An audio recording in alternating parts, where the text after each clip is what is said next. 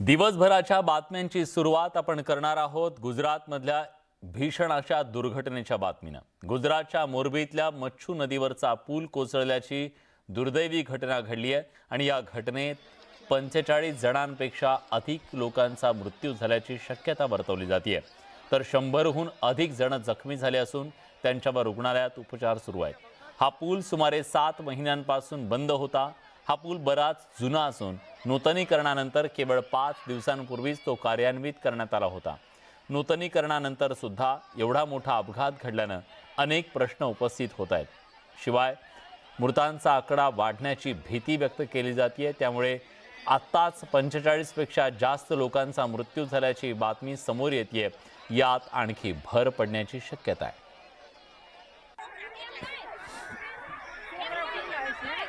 अतिशय मोठी अशी ही दुर्घटना, दुर्दैवी अशी दुर्घटना घडली आहे। गुजरातमधल्या मच्छू नदीवरचा हा पूल कोसळलेला आहे। तब्बल 140 वर्ष जुना हा पूल होता असं कळतंय। पण 7 महिन्यांपूर्वी हा पूल वाहतुकीसाठी बंद करण्यात आलेला होता। त्याची नंतर डागडुजी करण्यात आली, त्यानंतर तो वाहतुकीसाठी खुला करण्यात आला। पण आज त्याला भीषण अपघात झाला।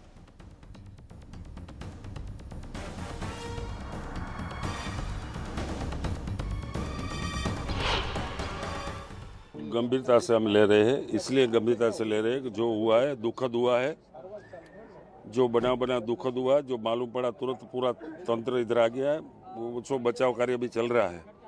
अभी तक 60 से ज़्यादा डेड बॉडी मिला है। उसमें से बच्चों लोग ज़्यादा है, महिला और वृद्ध। बाकी को बचा लिया है, जो बचाने वाला था सबको बचा लिया है। वो बाकी कोई नहीं है पड़ा। डेड बॉडी ढूंढने के लिए एनडीआरएफ का टीम है, फायर ब्रिगेड वाला है, बोट वाला है, प्राइवेट तरवैया भी है। ये बेहद दुखद और दुर्भाग्यपूर्ण घटना बनी है। आज शाम को मोरबी में 6:30 बजे हैंगिंग ब्रिज टूटा। जिस समय ये ब्रिज टूटा वह समय पे करीबन 150 जितने मोरबी के नागरिक वो ब्रिज पे थे, ऐसी माहिती अभी तक प्राप्त हुई है। हम सब ने देखा है कि 6:30 को बनी हुई ये घटना में मात्र 15 मिनट के अंदर शहर का पूरा तंत्र, फायर ब्रिगेड, कलेक्टर, जिला एसपी, डॉक्टर्स की टीम, एम्बुलेंस 108, पूरी टीम घटनास्थल पे मात्र 15 मिनट में वहां पहुंच गई थी। तर अतिशय दुर्दैवी अशी ही दुर्घटना मोरबीतल्या या ब्रिज दुर्घटनेचा आढावा घेतलाय आमचे गुजरातचे प्रतिनिधी अतुल जोशी यांनी। मोरबी की शान माना जाने वाला हैंगिंग ब्रिज आज दुर्घटनाग्रस्त हो गया है। 100 से ज़्यादा लोग इजाग्रस्त हो गए और 45 से ज़्यादा लोगों की मौत हो चुकी है। पुलिस का आला अधिकारी, रेंज आईजी और एचएम और सीएम भी मोरबी का जायजा लेने के लिए निकल गए हैं। तो दूसरी तरफ जो लोग अभी मरे हुए हैं उसके परिवारजनों में भी कह सकते हैं कि बहुत एक गम में है। मोरबी सारा शोक में डूब गया है। ये मौत का आंकड़ा है। अभी किस लेवल पे पहुंचेगा वो पता नहीं है। मोरबी कंधे से कंधे मिलाकर एक दूसरे के साथ चल रहा है। तब अब मोरबी में क्या होगा, क्या इसको सजा मिलेगी? ये जो हैंगिंग ब्रिज है, हैंगिंग ब्रिज जो जिसने बनाया था, जिसने रिनोवेट किया था, उसके ऊपर कोई गुना दाखिल किया जाएगा, ऐसी मांग कर रहे हैं। अतुल जोशी, न्यूज 18 गुजराती, मोरबी। पंतप्रधान नरेंद्र मोदींनी मोरबीमधल्या दुर्घटनेची गंभीर अशी दखल घेतली आहे। या दुर्घटनेबाबत पंतप्रधान मोदींनी गुजरातचे मुख्यमंत्री भूपेंद्र पटेल आणि इतर अधिकाऱ्यांशी चर्चा केली। बचाव कार्यासाठी त्यांनी तातडीने पथकं तयार करण्याची मागणी केली आणि या दुर्घटनेत बाधित झालेल्यांना सर्व ती शक्य ती मदत द्यावी असे निर्देश सुद्धा पंतप्रधान मोदींनी दिल्याचं पीएमओने आपल्या ट्विटमध्ये म्हटलंय।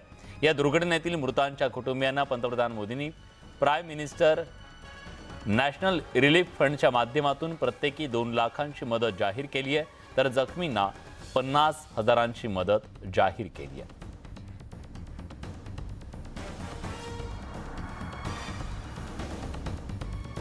गुजरातच्या मोरबीत पूल कोसळून दुर्घटना झाली आणि 45हून अधिक जणांचा मृत्यू झाला. मोरबीचा हा झुलता पूल 140 वर्ष जुना असल्याचं कळतंय. त्याची लांबी 765 फूट इतकी आहे. हा झुलता पूल केवळ गुजरातच्या मोरबीचाच नाही तर संपूर्ण देशाचा ऐतिहासिक वारसा मानला जायचा. 20 फेब्रुवारी 1879 रोजी मुंबईचे तत्कालीन गव्हर्नर रिचर्ड टेम्पर यांच्या हस्ते या पुलाचं उद्घाटन करण्यात आलं. 1880 मध्ये त्यावेळी सुमारे 3.5 लाख रुपये खर्च करून हा पूल बांधण्यात आला. त्यावेळी हा पूल बनवण्याचं सगळं साहित्य इंग्लंडमधून आयात करण्यात आलं होतं. आज हा पूल मोठ्या प्रमाणात गर्दी झाल्यानं कोसळला.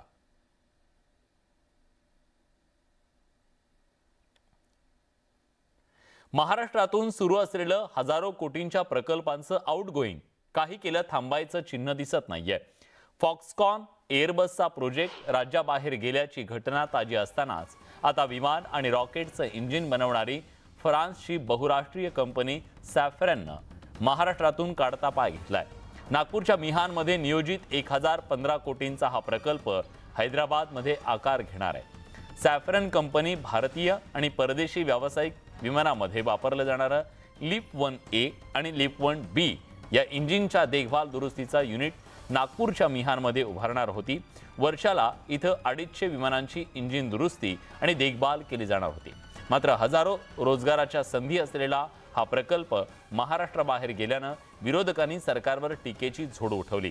तर सरकारकडून हा प्रकल्प महाविकास आघाडी सरकारच्या काळात महाराष्ट्राबाहेर गेल्याचा आरोप केलाय. आज पुन्हा त्या जखमेवर मीठ सोडणारी गोष्ट घडली. सॅफ्रन गेलं. मला आश्चर्य वाटतं की मिहानमध्ये रिलायन्स डसा ही जी कंपनी डसा जी आपली होती त्या कंपनीबरोबर हे केलंय. तिथं त्यांचं काम सुरू झालेलं आहे स्पेअर पार्ट बनवण्याचं. पुढे कालांतराने ते विमान बनवणार आहेत. यांचं मेंटेनन्स रिपेअर अँड ओव्हरहॉलिंगचं काम एअर इंडियाची 2 वर्कशॉप तिथं सुरू आहेत. म्हणजे मिहानमध्ये विमान कंपन्यांच्या दृष्टिकोनातून कुठल्याही लागणाऱ्या सुविधा तिथे उपलब्ध आहेत सगळ्या. आणि कंड्युसिव्ह ज्याला आपण इंग्रजीत म्हणतात तसं ते वातावरण आहे. तिथनं कारखाने कसे काय पळतात. सॅफ्रॉन कंपनी फ्रान्सची त्याचा सुद्धा प्रोजेक्ट गेला. कशाला दाखवलं होतं आम्हाला स्वप्न डिफेन्स एव्हिएशन हबचं बनवण्याचं. वायुसेना एअरफोर्सचा MRO नागपूरमध्ये अनेक वर्षापासून. तरी सुद्धा ह्या जर गोष्टी होत असेल तर महाराष्ट्रावर अनफेवरेबल डेस्टिनेशनचा ठपका लागण्याची भीती आहे. आम्ही या सगळ्या गोष्टीचा निषेध करतो आणि हे सगळे प्रोजेक्ट परत आणण्यासाठी पाठपुरावा केला पाहिजे, जिद्द धरली पाहिजे आणि महाराष्ट्राला पुढे नेलं पाहिजे अशी मागणी करतो. जो सॅफ्रॉन उद्योग महाराष्ट्रातनं गेला अशी आज बोंब मारली जाते. मार्च 2021लाच हैदराबादमध्ये सॅफ्रॉनची फॅक्टरी तयार झाली होती. ते मुख्यमंत्री कोण होतं? मविवा सरकार होतं, उद्धव ठाकरे होते. मग माफी कोणी मागितली पाहिजे? कुणाच्या काळामध्ये हा प्रकल्प पळवला गेला? जुलै 2022मध्ये तिथे मेंटेनन्सचं ओव्हरहॉल तयार झालेलं होतं, त्याचं काम सुरू झालं होतं आणि आज तुम्ही ही ओरड करताय. अशा पद्धतीने खोट्या अफवा पसरवणं मला वाटतं हे महाराष्ट्राच्या जनतेच्या हिताचं नाही. महाराष्ट्राच्या जनतेची माफी मागितली पाहिजे. महाराष्ट्रामध्ये एक चांगलं सरकार स्थापन झाल्यानंतर महाराष्ट्राचा उद्योग एक बाहेर गेला, दुसरा बाहेर गेला, तिसरा बाहेर गेला. म्हणजे वेदांत फॉक्सकॉन गेला, बल्क ड्रगचा पार दुसरीकडे गेला, टाटा एअरबसचा गेला. ही जी काही साथीच्या रोगांसारखी जी लागलेलं आहे ते हे महाराष्ट्राला व्यवस्थित विचार करून बदनाम करण्याचं एक षडयंत्र चालू झाले.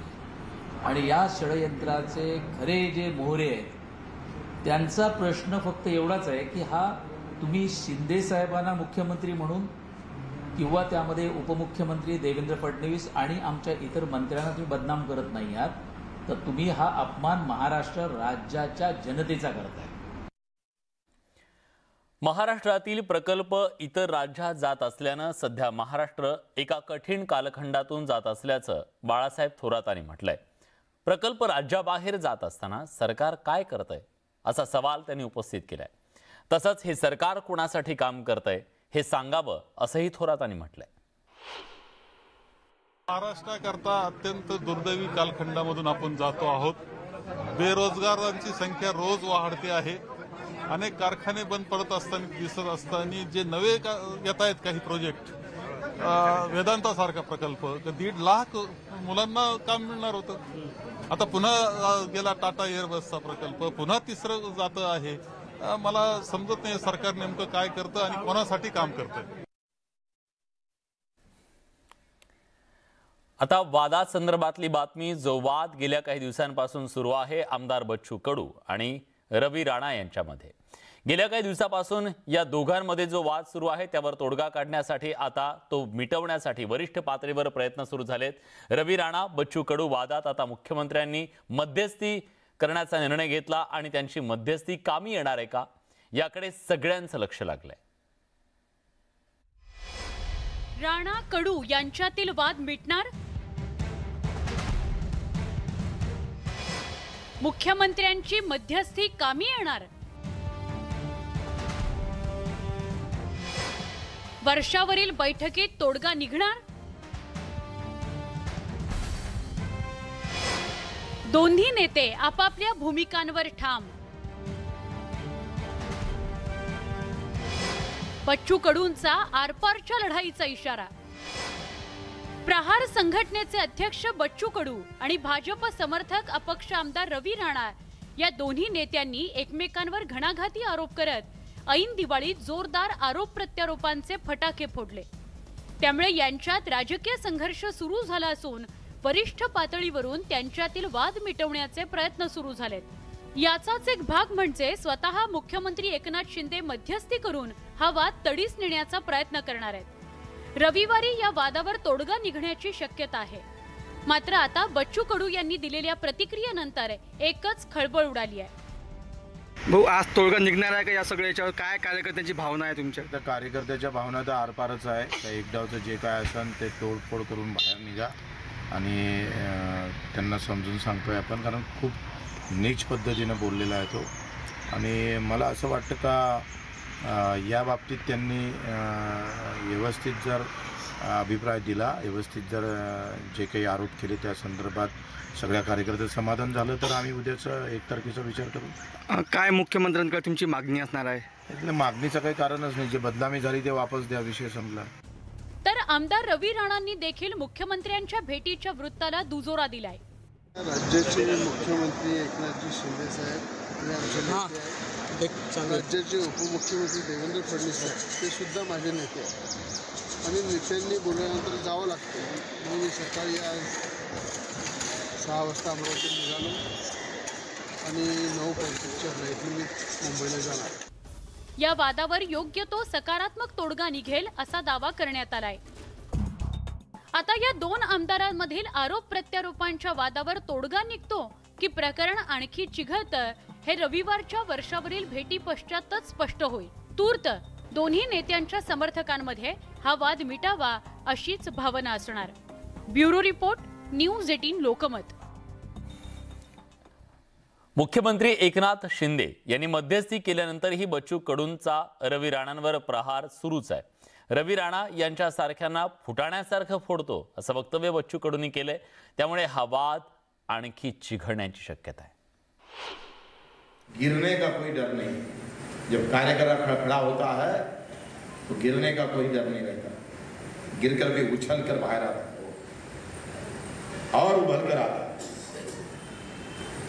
पडलं त्याचं गम नसतं. हो, कार्यकर्ता मजबूत असला ना तर असे हार जीत तर असे पचून टाकतोय जसा मगरमच्छ एखादा शिकार करतं तसं.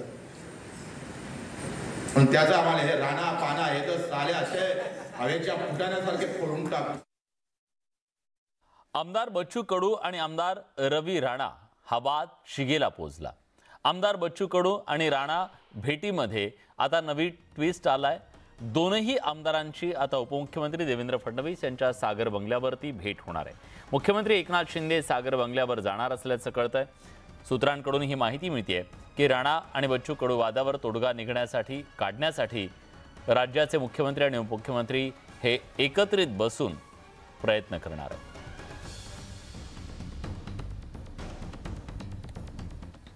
दरम्यान बच्चू कडू हे वेदना व्यक्त करत असून आनंद आहे की सत्तेतली एक तरी व्यक्ती संवेदनशील आहे असा टोला सुप्रिया सुळेंनी राज्य सरकारला लगावलाय. वाटत नाही की बच्चू कडू आरोप करतायत, ते त्यांच्या वेदना म्हणतायत आणि मला आनंद वाटतोय की ह्या महाराष्ट्रामध्ये आजही सत्तेत असलेलं कोणीतरी संवेदनशील राहिलेलं आहे. कारण का इतकं असंवेदनशील वागणं गेले मी 100 दिवस बघतेय की मला आनंद वाटतो आणि मी मनापासून त्याचं स्वागत करते. शिवसेना ठाकरे गटाच्या नेत्या किशोरी पेडणेकर यांच्या अडचणी वाढल्यात. भाजपचे नेते किरीट सोमय्यांनी एसआरए घोटाळ्याची कागदपत्र सादर केली. किशोरी पेडणेकरांच्या मुलानं केलेल्या घोटाळ्याचे पुरावे 4 दिवसात सादर करणार असल्याचं सोमय्यांनी सांगितलं. तर ट्विट करत किशोरी पेडणेकरांनी त्यांचे सगळे आरोप फेटाळून लावले.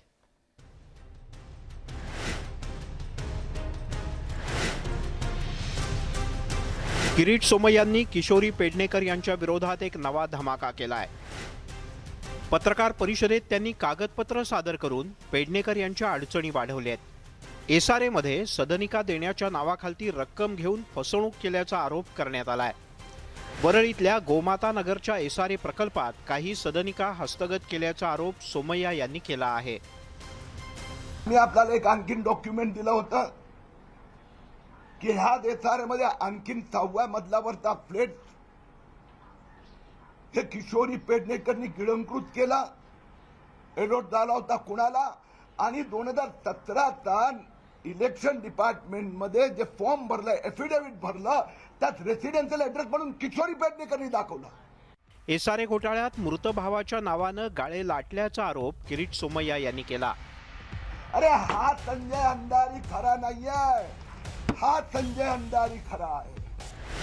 राज्य सरकारनं या प्रकरणाची तातडीनं आर्थिक गुन्हे अन्वेषण शाखेच्या माध्यमातून चौकशी करावी अशी मागणी त्यांनी केली आहे. पेडणेकर यांना कशाचीही भीती नसेल तर त्या पोलीस चौकशीला का घाबरतात असा प्रश्न सुद्धा सोमय्या यांनी उपस्थित केला. पेडणेकर यांच्या विरोधात एकूण 6 ठिकाणी तक्रारी दाखल असल्याची माहिती सुद्धा सोमय्या यांनी दिली.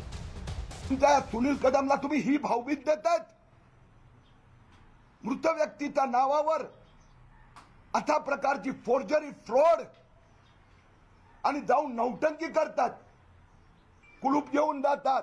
या सगळ्या प्रकरणाची चौकशी महाराष्ट्र सरकारने इकॉनॉमिक ऑफेन्स विंग द्वारा करावी अशी आमची पुन्हा एकदा मागणी आहे. एसआरए घोटाळ्या प्रकरणी दादर पोलिसांनी पुन्हा एकदा किशोरी पेडणेकर यांना चौकशीसाठी समन्स बजावलंय. त्यांना मंगळवारी 1 नोव्हेंबर रोजी चौकशीसाठी दादर पोलीस स्थानकात हजर राहण्याचे आदेश दिलेत. दरम्यान किशोरीताईंनी ट्विट करत सोमय्या यांचे आरोप फेटाळून लावलेत. सोमय्या यांनी आज केलेल्या आरोपांना मी यापूर्वीच उत्तर दिलंय. दादांत खोटं बोलून आरोपांच्या फैरी झाडून बदनाम करण्याचं षडयंत्र सुरू झालेलं आहे. एसआरए गाळ्यांबद्दल केलेल्या आरोपांबद्दल स्वतः एसआरए प्राधिकरणानं प्रतिज्ञापत्र सादर केलंय, ज्यात माझा किंवा माझ्या परिवाराचा उल्लेख नाही असं कोर्टाला कळवल्याचंही त्यांनी ट्विटमध्ये नमूद केलंय. ईडीच्या कारवाई जेवढ्यांकडे त्यांचा हा प्रवक्ता आहे भांडूपचा किरकिरणारा, त्या प्रवक्त्याला तुम्ही कोणावर आताच्या आमच्या मुंबईच्या महापौराला बदनाम करण्याचा जो प्रयत्न सुरू आहे तो अत्यंत अश्लाघ्य आहे. एक महिला खरं तर त्यांचं इतकं कौतुक केलं पाहिजे की उभ्या मुंबईनं पाहिलंय अशी एकमेव महिला महापौर पहिली की जी त्या काळामध्ये स्वतः हॉस्पिटलच्या अगदी कानाकोपऱ्यातल्या हॉस्पिटलमध्ये त्या जात होत्या, 24 तास फिरत होत्या सगळ्यांकडे. किशोरी पेडणेकर यांच्या एसआरए घोटाळ्यासंदर्भातले पुरावे किरीट सोमय्या यांनी सादर केले. त्यामुळे आता पुढच्या चौकशीत नेमकं काय निष्पन्न होतं याकडे सगळ्यांचं लक्ष लागलंय. अरे हा संजय अंधारी खरा नाहीये, हा संजय अंधारी खरा आहे. Bureau report, news 18 Lokmat. दरम्यान पेडणेकरांवरच्या आरोपांवर सुप्रिया सुळेंनी काय प्रतिक्रिया दिली आहे जाणून घेऊया. मला काही आश्चर्य वाटत नाही, कारण का त्यांच्यात ह्या बाबतीत कन्सिस्टन्सी आहे. जेव्हापासून सत्तेत आले विरोधात बोलला की त्याच्यावर काही ना काहीतरी ऍक्शन होते. त्याच्यामुळे त्या ह्या एका बाबतीत बाकीचे सगळे युटर्न्स घेतात, पण ह्या बाबतीत ते कन्सिस्टंट आहे की विरोधात बोललं की त्यांना काहीतरी त्रास किंवा आरोप होतातच. त्याच्यामुळे मला काही त्याच्यात आश्चर्य किंवा नवीन वाटत नाही. यानंतर एक मोठी बातमी राज्यातल्या वारकऱ्यांसाठी आहे। रोहियो मंत्री संदीपान भुमरे यांनी वारकऱ्यांच्यासाठी स्वतंत्र बँक उभी करणार असल्याची घोषणा केली आहे। पैठणमध्ये आयोजित संत स्नेह भेट कार्यक्रमाच्या दरम्यान भुमरेंनी हे जाहीर केलंय। वारकऱ्यांच्या बँकेसाठी लागेल ती मदत करण्यास तयार असल्याची ग्वाही त्यांनी दिली। वारकऱ्यांना पैशासाठी कुणापुढेही हात पसरवायची गरज पडू नये यासाठी स्वतः संदीपान भुमरेंनी वारकऱ्यांसाठी विशेष बँकेची घोषणा केली। यावेळी उपस्थित संत मंडळींनी आपल्या समस्या संमेलनात मांडल्या। यावेळी मंत्री भुमरे यांनी त्यांच्या समस्या जाणून घेत पैठणीतला घाट एकनाथी भागवत भवन बांधून देण्याचं जाहीर केलं। माझी जी काही मदत असत ती मदत मी तुम्हाला करीन, पण एक वारकऱ्याची बँक जर असत तर वेळोवेळी निश्चित मदत झाल्याशिवाय राहत नाही। कोणाकडेही आपल्याला हात पसरायचं काम पडणार नाही आणि ज्या वेळेस आपल्याला गरज पडल त्यावेळेस आपल्या हक्काची बँक वारकऱ्याची बँक राहील। त्याच्यासाठी सुद्धा आपण निश्चित आपण पुढाकार घ्या। मी जी काही मदत माझी लागली ती मदत मी करीन। शिवसेना ठाकरे गटाचे आमदार कैलास पाटील यांनी आमरण उपोषण मागे घेतलंय। उपमुख्यमंत्री देवेंद्र फडणवीस यांच्यासोबत झालेली चर्चा यशस्वी ठरल्यानंतर त्यांनी हा निर्णय घेतलाय। आमदार कैलास पाटील यांनी दिवाळीत आंदोलन सुरू केलं होतं, त्यामुळे आंदोलनाच्या समाप्तीनंतर कार्यकर्त्यांनी दिवाळी साजरी केली। फटाक्यांची आतषबाजी, वाद्याचा निनाद, मिठाईचं वाटप आणि जोरदार घोषणाबाजीनं उस्मानाबाद शहर दुमदुमून गेलं। आमदार कैलास पाटील यांनी विधान परिषदेचे विरोधी पक्षनेते यांच्या उपस्थितीत उपोषण मागे घेतलं। पीक विम्याच्या थकीत 1200 कोटी रुपयांच्या अनुदानाकरता 7 दिवसांपासून आंदोलन सुरू करण्यात आलं होतं। या आंदोलनाला हिंसक वळणही लागलं होतं। अखेर उपमुख्यमंत्री देवेंद्र फडणवीस यांच्यासोबत झालेल्या चर्चेतून तोडगा निघाला। बहुतांश मागण्या मान्य झाल्यानं आमदार कैलास पाटील यांनी समाधान व्यक्त केलंय। माननीय मुख्यमंत्री मला काल बोलले, त्यांनी पण सांगितलं की शासनाकडल्या जे विषय आहेत ते मी लगेच सचिवांना सांगतो आणि ते आपण पूर्ण करून घेऊ आणि विमा कंपन्यांसोबत आपण कंटेक्ट पण करतोय आणि कंपन्यांसोबत आपण मिटिंग पण लावू असं मुख्यमंत्र्यांनी मला काल सांगितलं। मुख्यमंत्री साहेब पण त्यांनी पण आज मला सकाळी तसंच सांगितलं की आपण हे जे प्रश्न आहेत ते सगळे मार्गी लावू।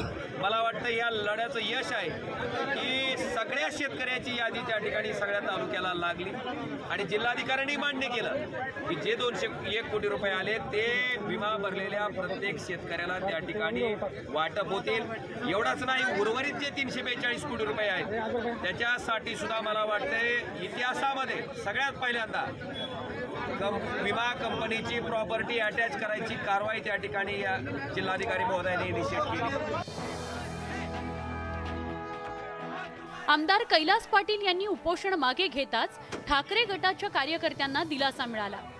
दिवाळीत हे आंदोलन सुरू झाल्यानं त्यांना सण साजरा करता आला नव्हता, त्यामुळे आंदोलन समाप्त झाल्यानंतर कार्यकर्त्यांनी फटाके फोडत मिठाई वाटून जल्लोष केला। गेल्या 7 दिवसापासून आमदार कैलासदादा पाटील यांनी पुकारलेल्या आमदार उपोषणाला आज या ठिकाणी खऱ्या अर्थाने विजय झालेला आहे। 1200 कोटीच्या प्रारूप स्वरूपात या ठिकाणी 1200 लाडू या ठिकाणी वाटण्याचा संकल्प या ठिकाणी आम्ही करून 1200 लाडू वाटण्याचा प्रयत्न या ठिकाणी केलेला आहे आणि खऱ्या या ठिकाणी आज आमची या ठिकाणी फटाके फोडून आणि गोड जे दिवाळीचं खरं प्रारूप असतं ते वाटून या ठिकाणी आम्ही दिवाळी साजरी करण्याचा प्रयत्न या ठिकाणी केलेला आहे। पीक विम्याच्या मुद्द्यावरून जिल्ह्यात अनेक वर्षांपासून राजकारण रंगलंय। विमा कंपन्यांच्या जाचक धोरणांमुळे शेतकऱ्यांना विम्याची रक्कम मिळत नाही।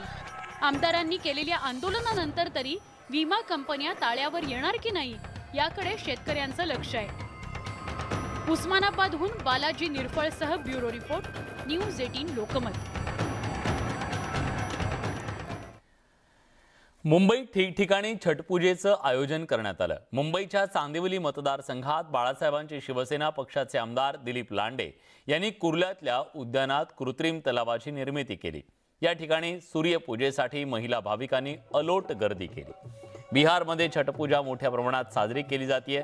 यात कुटुंबातील महिला पाण्यात उभं राहून संध्याकाळी आणि पहाटे सूर्यदेवाला अर्घ्य देतात आणि कुटुंबातील सर्व सदस्यांना दीर्घ आयुष्य लाभू दे अशी मनोकामना करतात। उपमुख्यमंत्री देवेंद्र फडणवीस यांनी छठ पर्वाच्या भाविकांना शुभेच्छा दिल्या। 2 साल तो हम सब लोग घर के भीतर ही थे, न पूजा थी, न अर्घ्य था, न सूर्य नारायण का दर्शन था, किंतु अब माहौल बदल गया है और महाराष्ट्र का भी माहौल बदला है, देश का भी माहौल पूरा इस छठ व्रत के निमित्त से बदला सा हमको दिखाई पड़ता है। ठाण्यातही छठपूजेचं आयोजन करण्यात आलं। ठाण्यातल्या वागळे इस्टेट इथल्या तलावावर भाविकांनी छठपूजेसाठी मोठी गर्दी केली। राज्याचे मुख्यमंत्री एकनाथ शिंदे यांनी या उत्सवाला हजेरी लावली। यावेळी उपस्थित भाविकांना त्यांनी छठ पर्वाच्या शुभेच्छा दिल्या।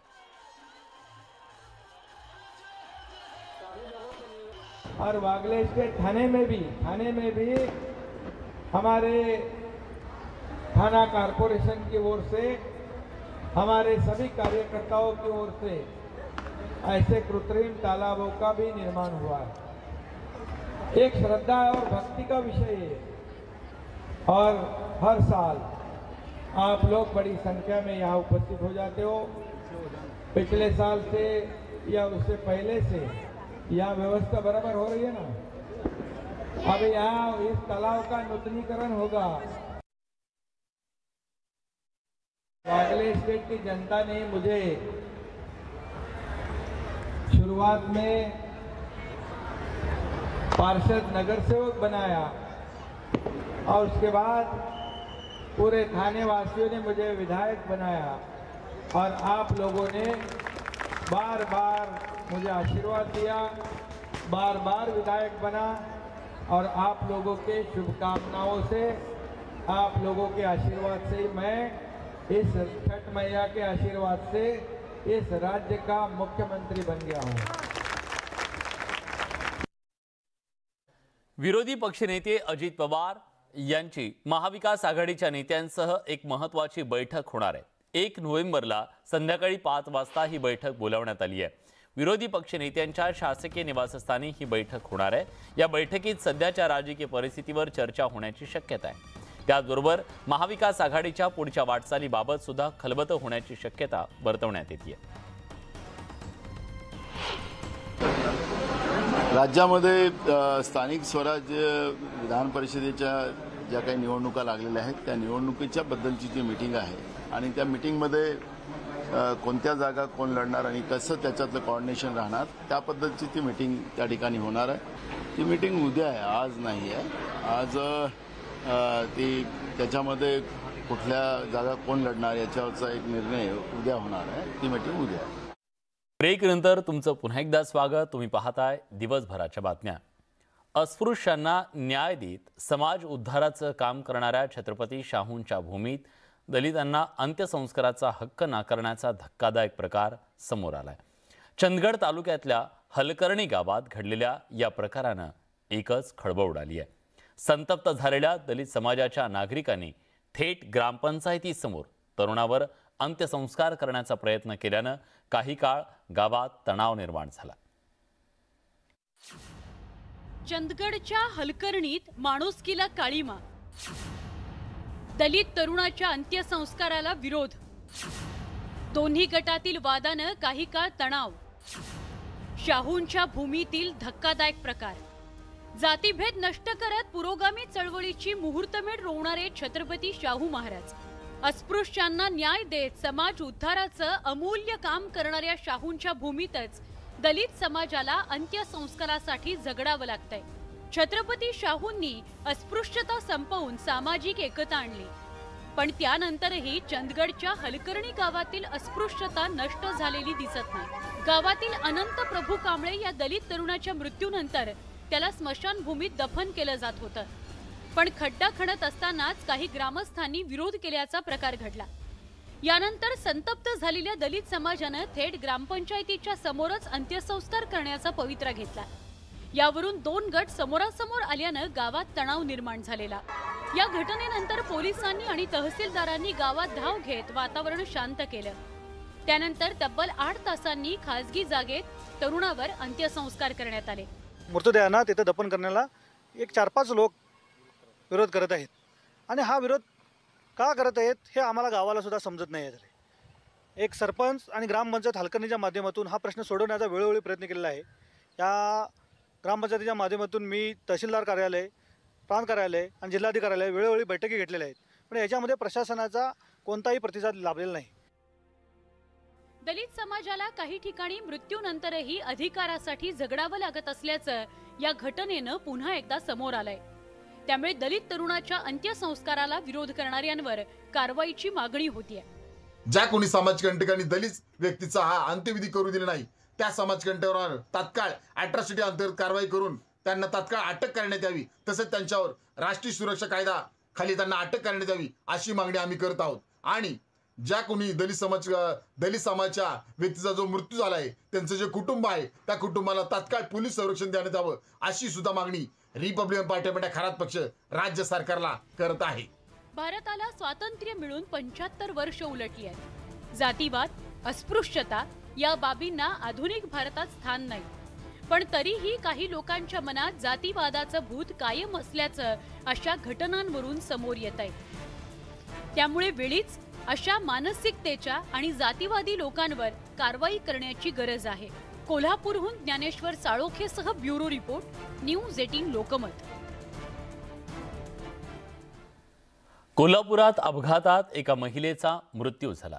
या प्रकरणी पोलिसांनी पालिकेच्या ठेकेदारावर गुन्हा दाखल करण्याऐवजी या महिलेच्या मुलावरच गुन्हा दाखल केला. खड्ड्याकडे दुर्लक्ष करत निष्काळजीपणे गाडी चालवण्याचा ठपका या मुलावर ठेवण्यात आला. जयेश जाधव असं मुलाचं नाव आहे. पोलिसांच्या या उरफाट्या भूमिकेनं स्थानिकांमध्ये संताप आहे.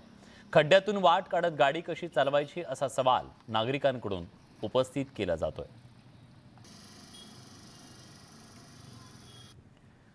अमरावतीच्या प्रभाग चौकात राजदीप बॅगचं दुकान कोसळल्याची घटना समोर आली. यात 5 जणांचा मृत्यू झालाय. दुकान नेमकं कसं कोसळलं याचं कारण अजून कळू शकलेलं नाहीये.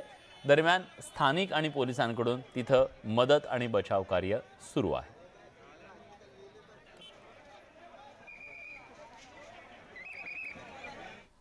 अभिनेत्री जया बच्चन यांनी बेधडक मतं मांडली आहेत. माझी नात नव्या नवेली नंदा ही जर भविष्यात लग्नाआधीच आई झाली तर मला काही फरक पडणार नाही असं मत त्यांनी पॉडकास्टमध्ये मांडलं. मात्र त्यावरून नव्या चर्चेला उधाण आलं.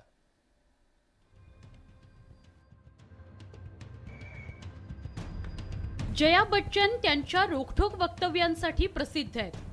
मात्र यावेळी त्यांच्या वक्तव्यावरून वाद सुरू झालाय. जया बच्चन यांनी त्यांची नात नव्या नवेलीशी सोशल मीडियावर संवाद साधला. रिलेशनशिप आणि लग्न या विषयावर त्यांची मतं मांडली. रिलेशनशिप दीर्घकाळासाठी टिकवायची असेल तर त्यात शारीरिक आकर्षण असलं पाहिजे. आमच्या काळात असे प्रयोग करण्याची संधी नव्हती, मात्र आजच्या पिढीला ती संधी आहे. संबंध हे केवळ प्रेम, स्वच्छ हवा आणि सामंजस्य यावर असू शकत नाही. माझी नात नव्या नवेली नंदा जर भविष्यात लग्नाआधीच आई झाली तर मला काहीच फरक पडणार नाही. माझा तिला पाठिंबाच असेल असं मत जया बच्चन यांनी पॉडकास्टमध्ये मांडलं. जया बच्चन यांचं मत भारतीय समाजात सर्वमान्य होण्याची शक्यताच नव्हती. भारतीय संस्कृतीत नात्यांना अधिक महत्त्व देण्यात आलेलं आहे. याकडे लक्ष वेधत त्यांच्यावर टीका करण्यात आली. जया बच्चन यांनी त्यांचा सडका मेंदूची एकदा तपासणी करायला पाहिजे. कॉलेजच्या मुला मुलींपासून अगदी ज्येष्ठ नागरिकांपर्यंत स्त्री आणि पुरुषांची नाते पवित्र असू शकतात, मैत्रीची असू शकतात. असं असताना अशा प्रकारचं वक्तव्य करून युवक पिढीला किंवा अनेकांना अशा गैरवर्तणुकीची चालना देण्याचं काम जया बच्चन यांनी केलेलं असं आम्हाला वाटतं. मला असं वाटतं जया बच्चन यांनी ह्या सणासुदीच्या दिवसांमध्ये महिला वर्गाचा सुद्धा अपमान केलेला आहे. त्यांनी याविषयी क्षमा मागायला पाहिजे. राष्ट्रवादी काँग्रेसच्या खासदार सुप्रिया सुळे यांनी यावर थेट भाष्य करणं टाळलं. जया बच्चन यांचं ते वैयक्तिक मत आहे असं सांगून सुप्रिया सुळे यांनी कोणतीही टीका करण्याची भूमिका घेतली नाही. एखाद्या आजीनी एखाद्या नातीला जो काही सल्ला दिला असेल तो त्यांचा वैयक्तिक प्रश्न आहे ना. मी दडपशाहीवर विश्वास ठेवत नाही. प्रत्येकाला भारतरत्न डॉक्टर बाबासाहेब आंबेडकरांनी मत मांडण्याचा अधिकार या देशात मध्ये दिलेला आहे. त्याच्यामुळे त्यांना जे वाटलं ते त्यांनी सल्ला त्यांच्या वाटला योग्य असेल तर घ्या. सगळ्यांचे सल्ले या देशात ऐकत असते. जया बच्चन यांच्या वक्तव्यावरून मोठा वाद निर्माण होण्याची चिन्ह आहेत. भारतीय समाजमन हे नात्यांमध्ये विणलेलं आहे आणि नात्यांची सामाजिक वीण उसवण्याचा धोका त्यांच्या वक्तव्यातून दिसतोय. अर्थात एका वक्तव्यामुळे समाजाला तडा जाणार नाही हेही तितकंच खरं. मात्र जर नवे विचार कोणी मांडत असेल तर त्याला विरोधही होता कामा नये. Bureau report, news 18 Lokmat. अभिनेत्री जुही चावला आणि दक्षिण मुंबईतील अनेक रहिवाशांनी गेल्या काही दिवसांपासून त्यांच्या परिसरात दुर्गंधी येत असल्याची तक्रार केली. जुहीने या संदर्भात शनिवारी ट्विट करत आवाज उठवला. तुम्हालाही तुमच्या परिसरात हवेत दुर्गंधी येत आहे का, असा प्रश्न तिनं ट्विटरवरून विचारला. बघूयात ती आपल्या ट्विटमध्ये काय म्हणतेय. मुंबईमध्ये दुर्गंधी पसरली आहे, हे कुणाच्या लक्षात आलंय का? आधी वरळी, बांद्रा आणि मिठी नदीच्या इकडून जाताना पाण्याच्या प्रदूषणामुळे असा दुर्गंध यायचा, पण आता दक्षिण मुंबईमध्ये हीच अवस्था आहे. दिवस रात्र आपण गटारात राहत आहोत असं वाटतंय, अशा शब्दात तिनं आपली नाराजी व्यक्त केली. दरम्यान जुही चावलाच्या या ट्विटवर राज्याचे उपमुख्यमंत्री देवेंद्र फडणवीस यांनी प्रतिक्रिया दिली आहे. सार्वत्रिक म्हणणं योग्य नाही आहे. मुंबई एक उत्तम शहर आहे. खरं आहे की इन्फ्रास्ट्रक्चरची काही कमतरता आहे. महानगरपालिकेतल्या भ्रष्टाचारामुळे मुंबईमध्ये काही अडचणी लोकांना सहन कराव्या लागत आहेत.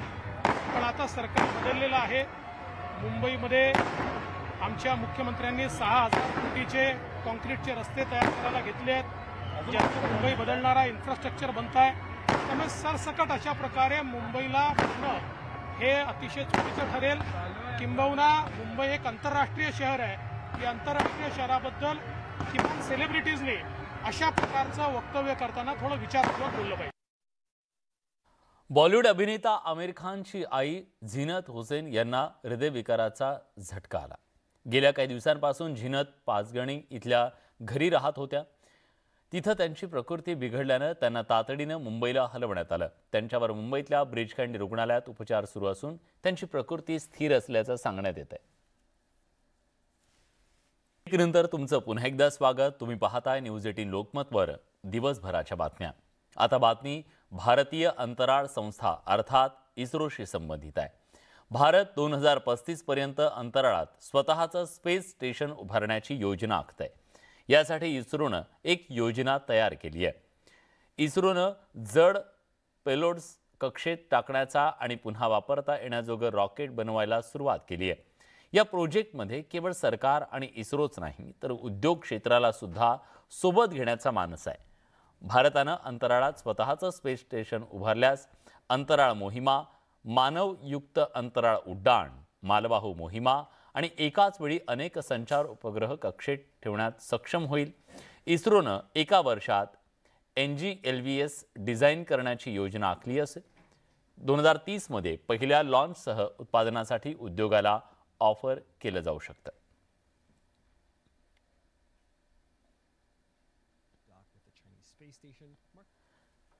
चंद्रपूरच्या ताडोबा अंधारी व्याघ्र प्रकल्पात सध्या पर्यटकांना मधु वाघिणीचं दर्शन घडतंय.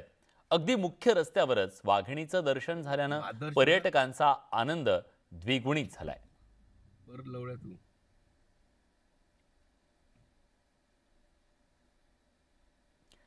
जम्मू काश्मीरच्या डोडा जिल्ह्यातल्या किश्तवार बटोटे या मार्गावर एका कारचा विचित्र अपघात झाला.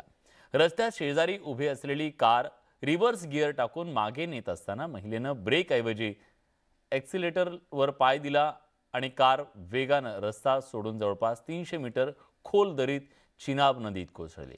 या भीषण अपघातात एका महिलेचा मृत्यू झालाय तर दुसरी महिला गंभीर जखमी झाली.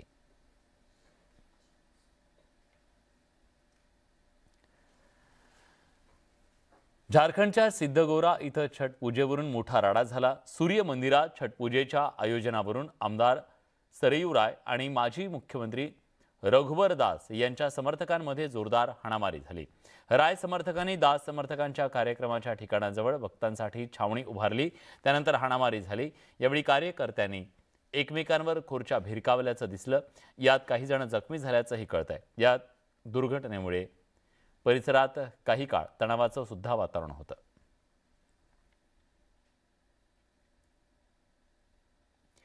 पूर्वेकडील राज्य मिझोराम इथं आगीची भीषण घटना घडली। आयझॉल जिल्ह्यातल्या तुईरियाल इथं पेट्रोल वाहून नेणाऱ्या टँकरला लागलेल्या भीषण आगीत किमान 4 जणांचा मृत्यू झाला असून 10 जण जखमी झाल्याचं कळतंय। आगीत टँकरबरोबर एक 4-चाकी टॅक्सी आणि 2 दुचाकींचं सुद्धा नुकसान झालंय। आगीचा व्हिडिओ समोर आला असून सध्या तो व्हायरल होतोय।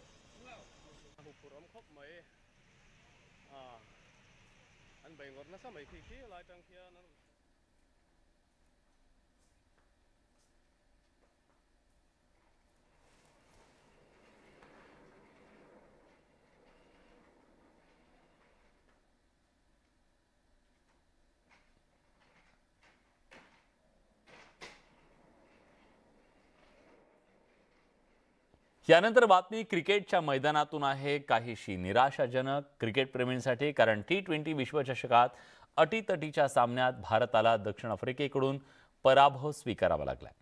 दक्षिण आफ्रिकेनं 5 गडी राखत सामना जिंकला।